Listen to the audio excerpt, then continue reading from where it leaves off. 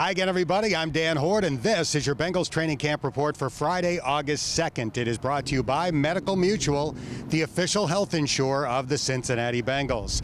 After having a day off from practice on Thursday, the Bengals were back on the practice fields adjacent to Paul Brown Stadium on Friday.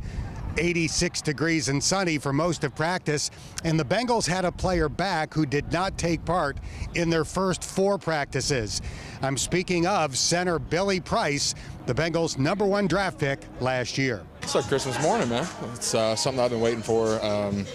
Again, it's a process getting back from injuries, etc. So I'm happy to get back out there with the boys, kind of start the chemistry, kind of dust things off from OTAs. I know we finished up on a pretty high note with the guys in the starting 5. So I know I'm excited to get back out there. They're excited to get back out there, and it's just one step closer to game day. I am joined now by my broadcast partner, Dave Lapham. Let's talk about today's practice. I thought, for the most part, it was a good one for the offense. The very first play in 11-on-11 drills, a 51-yard play-action touchdown pass. Andy Dalton throwing a great deep ball over the middle to Josh Malone.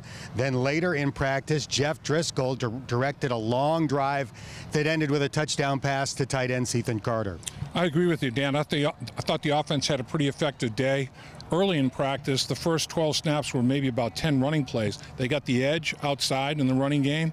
Defensive coaches were going crazy. The defense didn't set the edge well enough, and then they started creasing them in between the tackles a little bit. So that's the theory, is you go wide and spread them out a little bit in that running game. Once you get them worried about spreading out a little bit, now you can hammer them up there straight down between the tackles, and then you incorporate play-action pass. And the play-action pass is so beautiful to watch with this team because it's off of every play-action pass is off a specific run. It is the exact same look. I know we've talked about it ad nauseum, but I'm telling you, it's tough.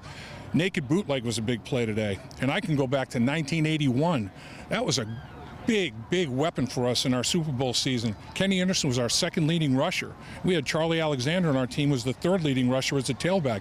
Kenny had maybe, I think it was 400 yards or more, going naked bootleg, throwing or running, getting out there in the perimeter. And when Jeff Driscoll gets out there, and Andy Dalton can run too, but Driscoll runs like 4.4s. He gets out there and, man, he's gliding. You know, it's like you have a run-pass option, and it's almost impossible for the defense, because if they do what they're supposed to do, the naked bootleg's going to be there. Then they have to take a perfect angle, and if it's not perfect, you're in trouble. And you have a two-way go out there in the perimeter. So we used it every down you could imagine, every down and distance. Didn't matter where in the field position. We ran it in the goal line. We ran it in the red zone. We ran it backed up. We ran the naked bootleg everywhere.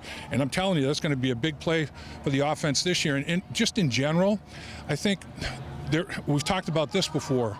There is very little, if any, jerk factor on the football team. So the coaches love coaching these guys, and they love being coached. They're all coachable. And when we had good teams, I would remember we were practicing, not just practicing, we were practicing with a purpose.